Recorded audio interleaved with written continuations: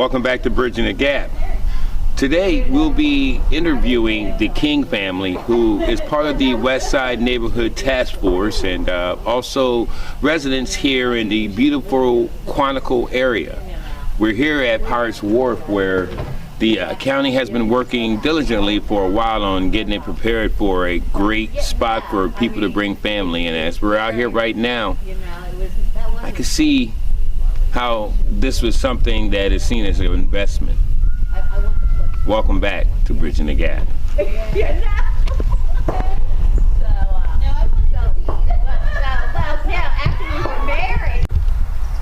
Hello, welcome to Bridging the Gap. Keisha James here with Dave and Linda King. Welcome. Oh, thank you. I am so glad you guys are here. We're down here in Whitehaven at Pirates Wharf.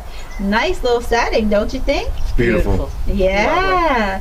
So we're here today because we're going to talk about you two. So, Brother Dave, tell us about yourself. Well, I was born in Greenbelt, Maryland, Prince George's County. And I'm going to fast forward to about 62 years old because it was a good place to grow up back in the day, but it kind of sneaks up on you with all that traffic and anger. Yeah. Overdevelopment. And I retired as soon as I could about 11 years ago, and I knew Mr. Denisoff, an icon down in Wicomico, and we worked out a deal where I rented a piece of property from him, and the rest is history.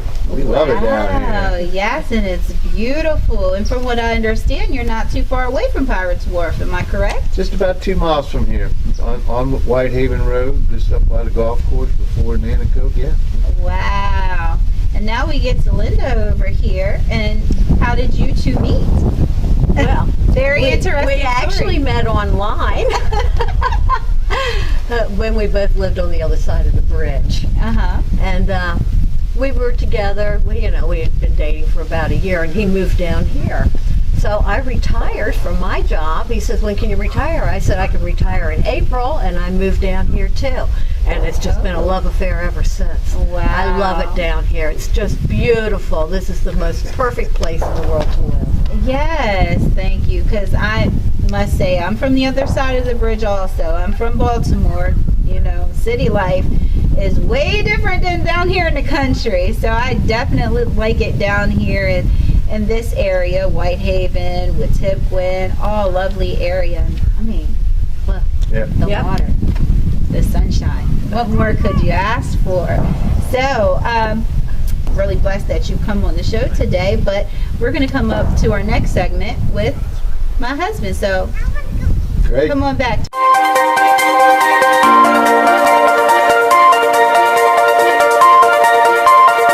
Audio Jungle.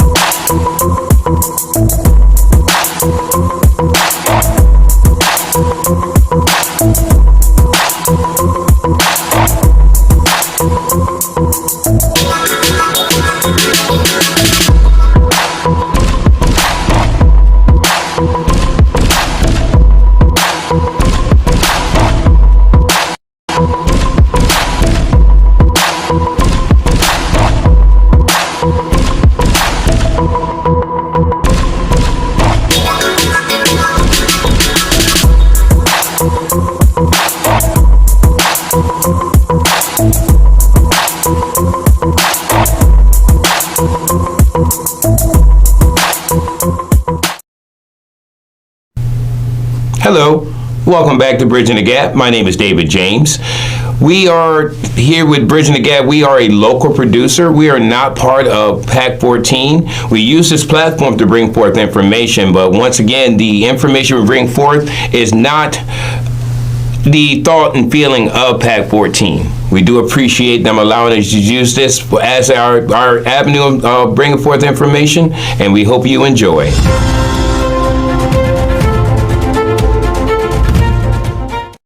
All right, so we're back with Mr. and Mrs. King, and We're overlooking, I think, what is this? The Wicomico River. Wicomico River. Beautiful scenery, beautiful. It is a scenic river. What kind of fish out there?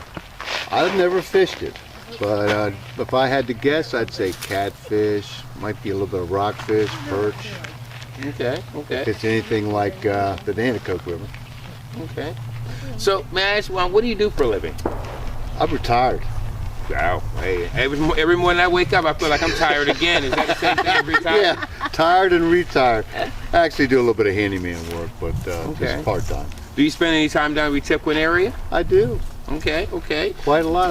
My wife and I both work part-time at a farm down there. Okay, great, great. Now, I want to talk a little bit about the West Side Task Force. Is that how you say it? The West Side Community Task Force. What's that about? Well, about 2 years ago, Julie Giordano, not long after she was elected, wanted to start a group that could interact with the community to start addressing some needs, and she was friends with Joe Lappin. Mm-hmm. Great guy, great guy. Friend, a waterman who was familiar with some of the needs down here, and specifically marinas. West Side Cedar Hill Marina and Nanticoke Harbor in particular. And we got together, a few of us, Lee Robertson, yes. myself, Jeff Wharton, and Joe Lappin, created the West Side Task Force and started meeting with the community, addressing some of the needs. We started with parks that were underserved and had some maintenance issues in large part. We've tackled some things like crime, trash, just about everything. Recently, we got the local delegates and elected officials involved in the upcoming state park down in Wicomico. Potential state park. It's not it's not. Well, it's starting to look pretty definite. It's early next year, but yeah, it's the pending state park. But we were having a hard time getting any information, and the task force had a lot to do with getting these delegates and these officials together and start answering some questions. So that's kind of what we do. Okay, awesome, awesome. We're open to all questions and needs of the community. That's what we're there for, and we have a good turnout once a month down in Bivalve at the community center down there. And it's a good deal. And that's usually on the second Tuesday of the month, right? Always on the second Tuesday. And it starts at what time? 6 o'clock to 7:30. All right, awesome. I have been able to make a couple of those meetings. Unfortunately, I can't make a lot of them because this is the same time that we actually volunteer at the Christian shelter.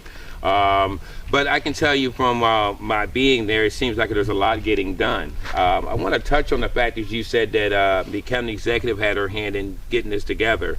I can actually fast forward back a little bit, actually a little over 3 years ago when she was the candidate. And of course, I'm from Wecomico. For anybody that doesn't know that, I'm from Wecomico. And one of the reasons why I even got into what we're doing right now is because of the needs that were not getting taken care of on the west side of the county.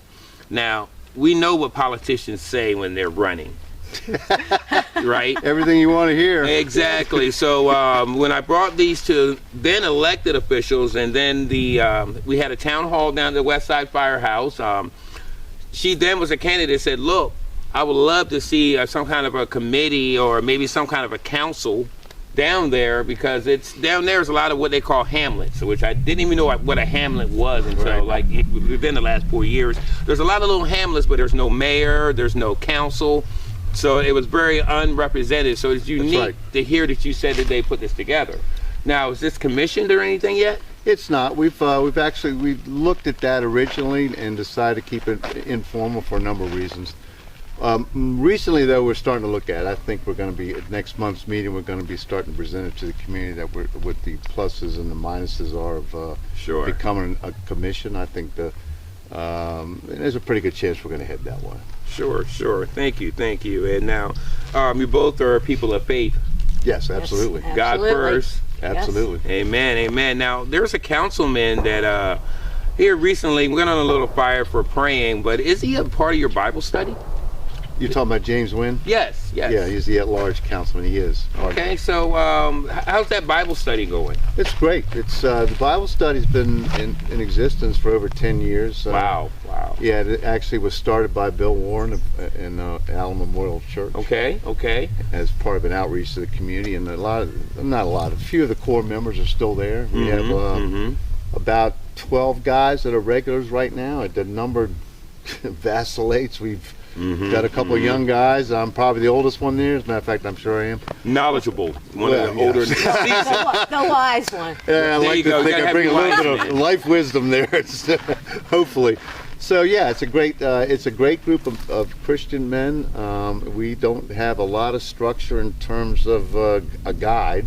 Right. We do it from experience, and we just dive in, and we do a deep dive on God's word, and it's awesome. It's tremendous. Awesome. Now, does James play a part in it? Does he ever teach it? Does he kind of get involved, or he's just sitting there? No, he's more than sitting there. We have two guys. Jeff Wharton and Joe Lappin really are the leaders of the Bible study. Sure. But everybody contributes, expected to study. Okay. We know it's not. It's right now we're in Revelation. We've been in it for weeks, so we know which chapter's coming up. And James is very much engaged, and he's got a lot to say every week. It's obvious he does his homework. I'm curious now. I mean, the percentage of the people that's on the neighborhood task force, how many of them actually come to the Bible study? It's three of us. About three of you? Well, it's Joe and I and Jeff are the three right. the three board members that are in the Bible study. Good. James comes occasionally. Right. Well, he's the councilman, right? The Tuesday night thing is a conflict. When it's something he feels like he can present to the task force, he's apt to be there. But wow. Yes, it's Joe, Jeff, and I are there every meeting. It's just unique. The reason why I brought that up is unique that this young man, I still call him a young man because, if I compare his age to mine, he's literally a young man. To see that not only is he involved, because he's involved with the task force and working with things. I know him and Joe Lappin worked on some waterman work there, but also he's not only there for that, like politicians can be, but he's also involved with Bible studies with the community as well. Absolutely. Wow, that's awesome. He's a member at Wicomico Church, and that's where we meet. So that's been a great partnership as well. Sweet. Now, as far as it goes with some of the things that have been achieved, what have y'all seen achieved in this last 3.5 years? Well, I think that Athol Road got paved. There's a lot of improvements at the marinas down at the Nanticoke Marina, Harbor Marina, Cedar Hill, and with Tiflin Park have all had tremendous amount of work done on. And there was Athol Road. And the new light at Railroad Road and Route 50. That's forthcoming. Yeah, well, it's supposed to be. Well, at least it's in the works now, though, right? Right. But that was one of the things that we brought up to have done. Yeah, the original plans on that, I guess you call them J-turns. The state wasn't going to do a light, but we had a couple town halls, and I think the prevailing feeling was that a light was going to be a lot safer. And they changed their mind as a result of I believe because of what we were doing. So the pressure. Let's just be real. The pressure. I think it's fair to say we put pressure on them. I mean, I'm not saying it's bad, but pressure, makes diamonds. Common sense. You're absolutely right. So it's now that it's no longer being overseen or unseen. The things that are happening down there, if something happens, they can bring it to the task force meeting, right? Yes. And then from there, you have a liaison or a way to talk to the executive and the council. We have, as a matter of fact, Julie was at our last meeting last month. Oh, the executive comes to these meetings sometimes? She does from time to time, absolutely. She gives an update on what she's got going on, and she's very much involved. The line of communication with her is really through Joe Lappin. Okay, sure. He does a great job. And phenomenal job. I think if we end up being commissioned, then we're going to be more involved with giving reports to the council and to the executives, and that's one of the probably benefits. We'll have more exposure to them, and a little bit more exposure through PAC 14 on the county website. So that's why I think we're leaning towards going that way. I love the way that your partnership with Joe Lappin. He'll tell me quick in a heartbeat, "Oh, I'm not organized. It's all Dave King." And here you are saying, "Man, it's Joe Lappin that's leading this." I think I figured out who's really leading it. It's Joe Lappin. No, it's Mrs. King and Mrs. Lappin. Well, now the secret's out. I mean, wow. So God's what's leading it, honestly. It's actually, I love that. It's a service to the community, but it's a ministry too. sure. Wow. We open with a prayer, we close with a prayer, and Prayer's important. And God's in these meetings. There's no question about it. I think that's who deserves all credit for the kind of results we're getting down there. So. Okay. I'd like to mention something that we do. Sure. We kind of partner with Wicomico Clean. We have a group of people, Rachel Anderson, who is Yes, Rachel's awesome, please. Yes. She is on the board now and the secretary, and she sets us up, and we all get together, and we go out, like we cleaned 11 to Shield Road, the whole entire road. We did Catch Penny Road, so we go out and we do this activity, and we kind of partner with Wicomico Clean, too, because they're kind of the leader in this kind of Right, they do a great job, too. Yeah, But, Bruce and them over at Wicomico But the last Clean. time, it has gotten to be so popular. People love to come out and help. We had 20 people show up the last time. And I didn't know any of them, hardly any of them. People from all over the different churches everywhere. Wow. They've heard about it, they're interested in it, they're coming out and they're helping. And it's making a difference. It definitely is. I'm glad you brought that up, because I can tell you, going back 3.5+ years ago, I'd go down Wicomico Road to go down there to visit the lady who raised me's gravesite, and there'd be old couches on the side of the road. There'd be all kinds of mess down there, and that's one of the things that was clogging up the ditches, and I haven't seen that as much. And even with we cleaned that road. We also did that road. Thank too. you. Now, you would think with all this stuff going on with the landfill, it's like, they're getting new hours and stuff, and I'm like, man, where's all the trash going? And so far, I haven't seen it going on outside of our road. So far. Hopefully, that does not happen. Wow. See, I've got a lot of things going on that happens, and y'all are keeping an eye on everything. You said something about neighborhood task force, kind of like Neighborhood watch. Neighborhood watch. We're starting. We're Jeff Wharton's really taking the lead on that with the sheriff's office, setting up a crime watch. And that's good. The county. The west side of the county is underserved by law enforcement. It just is. They're shorthanded to begin with. It's a big area. It's mostly rural. It's a great place to live. It doesn't mean it's crime-free, though. Unfortunately, as we all know, it's no place is truly crime-free. Exactly. So, really, no place but heaven is crime-free. It's a very involved community. So I don't think we're going to have any problem getting our share of folks down there involved in keeping an eye out for each other and partnering with the sheriff's department to just keep an eye on the bad folks down there. Absolutely. Well, I remember talking to Sheriff Lewis again, going back to when we had that town hall, and he came down and he spoke, and the comment he made was very true. The reason why you don't see as many law enforcement out there on the roads down here is because, for the most part, we kind of police ourselves, and we only call in for them to get rid of the body. but and I know also within the last 3 years, one thing we have been keeping our eye on is they're springing up with some of these rehab houses, and and again, we're all about. I'm from down there. I've started a church down there. We're all about people having a second chance at life, because we all need that restart. But we're concerned about the fact of law enforcement when it comes to that, because not everybody down there has the right intention when they're unsupervised. That's correct, unfortunately. And there are a couple of rehab houses down there off of Royal Oak, and it's been a concern. We've looked at it. I unfortunately haven't been able to do a whole lot about addressing whether it can be there. It's zoned for it, so we can't really keep them out. But keep an eye. There's some trespassing issues, and that's one of the things we feel like we need crime watch for. Well, again, like I said, what the sheriff said is we police ourselves, and until somebody has to take law into their own hand, which we hope they don't have to.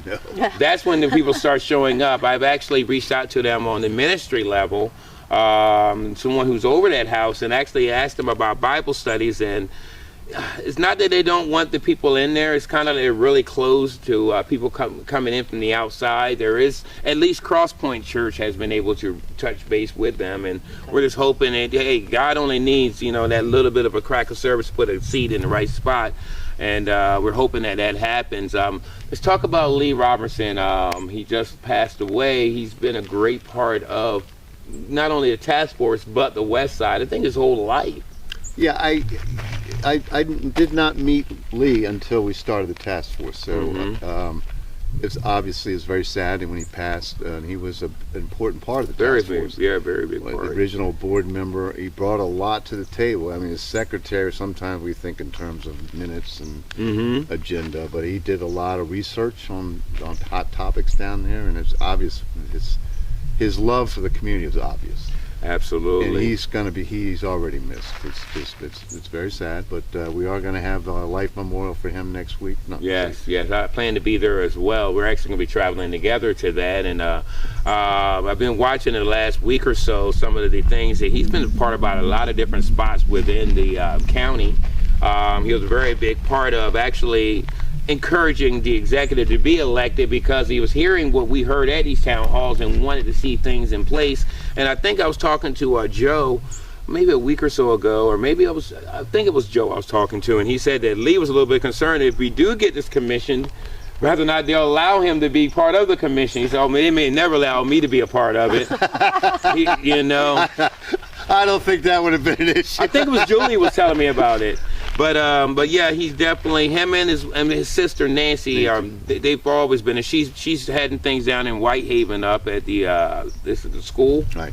Yeah, I mean, as long as I've been a part of working towards making a change, they've been part of it. And even if they were just encouraging by just saying, "Hey, you're doing a great job." Before we close out, I do want to also, while we're talking about memorials and giving honor, Kimmy Box. Yeah. I get a little goosebumps when I say that, and she created 349 Strong, which we all kind of connected through that Facebook page group. Some people think, it's just social media, but you wouldn't believe how they actually connected during COVID, everybody. But Kimmy, she really wanted to be a part of everything that was going on, and especially at Wicomico, what we used to call a boat ramp. It's not a boat ramp, it's a park. Okay, it's not a state park, but it is a park. She did get a couple of her dreams were actually fulfilled. There's a nice little fishing pier there, and they got a little handicap ramp. Yep. And if I'm not mistaken, did you get a chance to go down to the dedication of the swing? Yeah, I did. We did. The county executive, Julie, was there. Jeff Merritt. And quite a few people from Wicomico and the surrounding area. It was beautiful. It was beautiful. It's a great swing. It's a swing, not a bench. Yeah. It's fantastic. It's kind of like the one that's over down there at Cedar Hill. Yes. And I know, because my wife and I, you can't see her right now. She's back there going like this, because she actually went down there and sat there, and I felt bad because I walked over there because I was like, man, beautiful sunset. My wife's sitting on the swing, but she's sitting over on this side, and I went to go sit there. She's like, you're sitting on Kimmy's lap. And now I'm seeing that they actually put a little plaque there, and it's a beautiful spot too. Wow. I know that as she's awaiting to hear go up yonder, she's definitely watching and smiling. No doubt. Both her and Lee are definitely still apart. And also Mr. Denisov. I heard you mention Mr. Denisov a little earlier. A lot of people don't know about him and his family down there, but they actually spent a lot of money to try to keep the upkeep of that community through, shout out to Jody Earp and David Earp that's been taking care of things through Mr. Denisov. They've donated countless amount of money to the Friendship Church down there, and Mr. Denisov is going to be missed, but his impact on that community will always be there, as we all want to, because the most important thing we want to do, whether it's Pirates Wharf or Wicomico or whatever, is leave it in a better way than we received it. Absolutely. And he's no doubt he did that. He did a lot of things. Gerald was not the kind of man who did it for the attention or for the praise. He was a lot of stuff people just don't know he did down there. It's a great legacy. Well, I do want to say this right before we close out. There is the oldest member down there that we go down there and see. Her name is Rosalie Maddox. We love Miss Maddox. She's 90 years old, 90 years young. She was my daycare mother down at the Wicomico School, which is a historically black school that's now, I think they're doing some work outside of it, but she's still down there. She's the gem. So we still have a mother of that community, Thank you, Dave. I thank you, David. Hey, look at Dave. Thank you, Mrs. King. I appreciate y'all everything you're doing. And I appreciate what you're doing, brother. this is my brother right here. I just want y'all to just continue to do the work that God has called you to do, and I'm looking forward to not only rejoicing on this side, but also rejoicing over there. Absolutely. Yep. All right, this is Bridging the Gap. Have a great one.